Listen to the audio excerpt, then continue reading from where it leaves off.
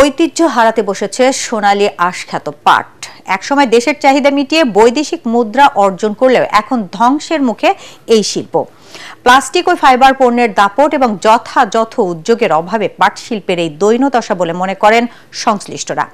শিল্পটিকে বাঁচাতে পাট চাষিদের সরকারি প্রণোদনার পাশাপাশি মজুতদারদের বিরুদ্ধে নিয়মিত অভিযান চালাচ্ছে সরকার। বগুড়া প্রতিনিধি আজিজুল হাকিম রুমনের 2 পর্বের প্রতিবেদনে আজ দেখুন প্রথমটি, আর জানাচ্ছেন ফারহিন ইসলাম টুম্পা। চলতি মৌসুমে বগুড়ার সারিয়াকান্দি, ধনট, সোনাতলা ও গাবতলীতে পাট চাষ করা হয়েছে। ৮৯৬০ হেক্টর জমিতে চাষের লক্ষ্যমাত্রা ধরা হলেও আবাদ হয়েছে ৭৭২০ হেক্টর। এবছর ফলন হয়েছে বেশ ভালো। প্রতিমণ পাট বিক্রি হচ্ছে সর্বোচ্চ ৪,০০০ টাকা পর্যন্ত, আর পাটখড়ি ৫,৫০০ থেকে ৬,০০০ টাকা।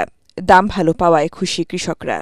৩ বিঘা জমি বেচা গতবার জানা হচ্ছে, এবার 2 বিঘা বেচে তাই হচ্ছে ৩,৫০০ ৪,০০০ টাকা পর্যন্ত আপনার বিক্রি হচ্ছে এখন পাট।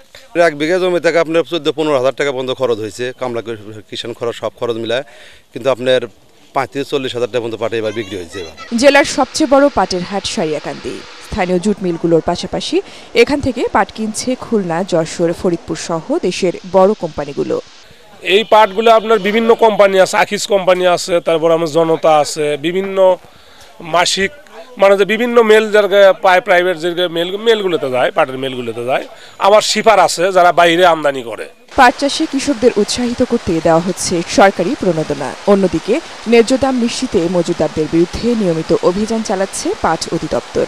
যদি দেখি যে তারা পাটটা কিনে তখনও তারা না ছাড়ে, মানে হচ্ছে তাদের পরবর্তী যে স্তর, হয়তো জুট মিল অথবা এক্সপোর্টার অথবা এই ধরনের যে ইয়েদের কাছে, মানে উৎপাদক অথবা রপ্তানিকারক, তাদের কাছে যদি না পৌঁছায়, তখন আমরা এটার বিরুদ্ধে আমাদের মজুত বিরোধী অভিযান আমরা অবশ্যই চালু করব।